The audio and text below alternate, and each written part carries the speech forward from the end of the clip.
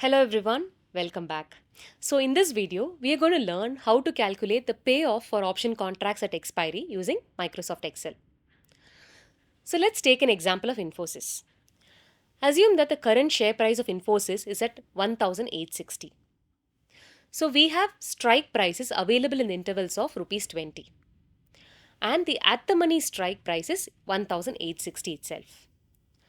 So for this at the money strike, both the call and put options are priced at a premium of rupees 40. So our goal here is to compute the payoff for both long and short positions for call as well as put options considering different scenarios of spot prices on expiry. See, on the date of expiry, the spot price of Infosys could be at any level. It could be 1700, 1740, 1780, or it could be at any levels even at 2100. So let's get started with the computations. So in the first scenario, if the spot price of Infosys on the expiry date is 1700, a person who bought a call option will not exercise the contract. The reason is simple. They can buy the stock for 1700 in the market. So why would they pay 1860 as specified in the contract? Instead, they would walk away from the contract, limiting their losses to just the premium paid, which is rupees 40. So here is a formula to calculate the profit or loss for the long call option. That is maximum of spot price minus strike price or 0 minus the premium per share. So similarly, if the spot price on expiry is 1740 or 1780 or 1820, the call option buyer will still not exercise the option at any of these instances since the share is available for cheaper price in the market. So in all these cases, his loss is limited to the premium pay, that is 40 rupees.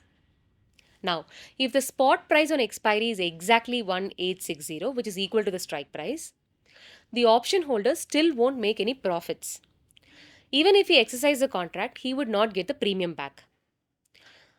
But however, when the spot price rises to 1900, the break-even point is reached. That is 1900 minus 1860 minus the premium paid, which is 40, will give him a payoff of 0.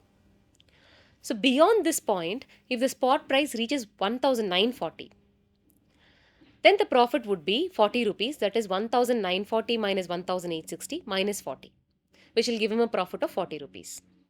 And if the spot price reaches 1980, the profit increases to 80 rupees. As the spot price continues to rise above the strike price, the profits grow while the downside risk remains capped at 40 rupees, that is the premium paid. Now, next let's plot the payoff graph. So select the spot price at expiry and the computed profit or loss values. Then insert a scatter plot. So the graph clearly shows that if the price rises as anticipated by the trader, he enjoys unlimited profits. However, if the price falls, his losses are limited to the premium paid, that is 40 in this example. So this highlights a key difference between options and futures. Option payoffs are non-linear. So call option buyer benefits from unlimited upside potential while limiting his downside risk to the premium paid. Now let us compute the profit or loss for call option seller. So you can use this formula to compute the profit or loss for short call option. That is premium per share minus the maximum of 0 or spot price minus the strike price. So in the first scenario, since the market price of the stock is 1700, the buyer of the call option won't exercise the option to buy it at 1860. So which means that the seller gets to keep the entire premium of rupees 40 as his profit. So this will be the case for all the scenarios until 1860. Now let's say the spot price on expiry jumps to 1900. Here, the buyer of the call option will definitely exercise his right. So he will buy the shares from seller at 1860 and can immediately sell them in the market for 1900. So that's a gain of 40 for the buyer.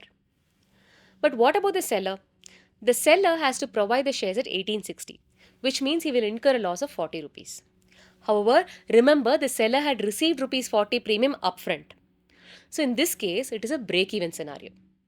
So the premium cancels out the losses, resulting in a net profit or loss of 0 for the seller. Now, imagine the spot price goes up even further to 1940. So the buyer exercises the option, buying the shares at 1860 and selling them at 1940, making a profit of 80 rupees. But for the seller, this means a loss of 80. But since the seller initially received a premium of 40, the net loss is reduced to 40 rupees. So in this case, the seller ends up with 40 rupees loss. Finally, let's say the spot price skyrockets to 1980. So the buyer will exercise the option, buying at 1860 and selling at 1980, pocketing 120 rupees profit. For the seller, this translates to a loss of rupees 120. After accounting for the premium of 40, the seller's net loss would be 80 rupees. So, to sum it up, if the spot price on expiry is 1860 or below, the seller's profit is limited to 40 rupees, which is just the premium. At the spot price of 1900, the seller breaks even, that is no profit, no loss. If the spot price on expiry goes above 1900, the seller starts incurring unlimited losses. For example, a spot price of 1940 results in a loss of 40, while 1980 leads to a loss of 80. So you can use a scatter plot to draw the graph. So this example highlights a key difference between buying and selling options. So for a call option seller, the profit is limited to the premium received, but the potential losses can be unlimited if the stock price keeps rising.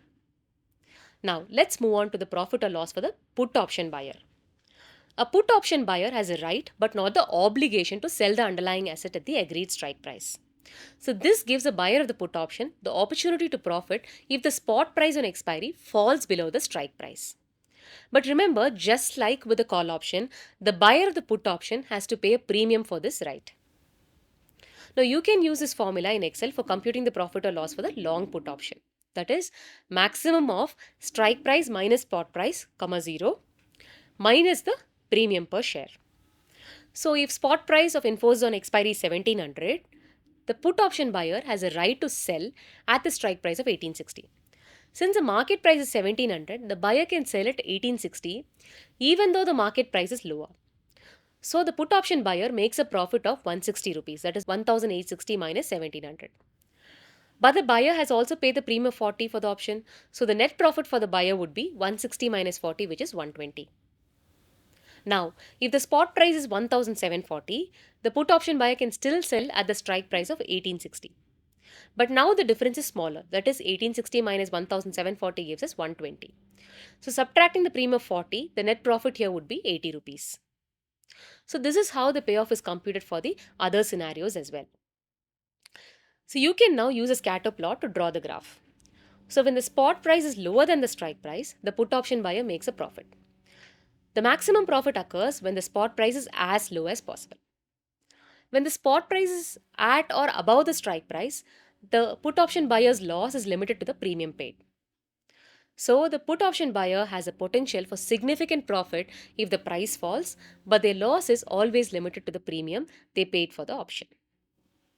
Now remember, a person who sells a put option is essentially betting that the price of the underlying asset will stay at the same level or go up.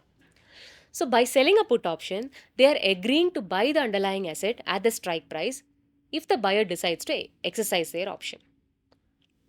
So in return, a seller receives a premium upfront. But there's a catch. While the profits for the put seller are limited to the premium, the losses can be significant if the stock price drops sharply. So let's understand this better. So you can use this formula for computing the profit or loss for the short put option. That is premium per share minus maximum of 0 or the strike price minus the spot price. So if the spot price drops to 1700, the buyer of the put option exercises the option, that is selling the stock at rupees 1860 while the market price is just at 1700. Therefore, the seller of the put option incurs a loss of 160 rupees here. And after the premium of 40, the seller's net loss would be minus 160 plus 40 would be negative 120. So the seller of the put option will make a loss of 120 rupees. So to sum it up, the maximum profit for the seller is limited to 40 rupees, that is a premium paid. Whereas the losses increases if the spot price drops below 1860 with potential for significant downside. So that is all. We have come to the end of this video. I hope you found this useful. Thank you. See you in the next one.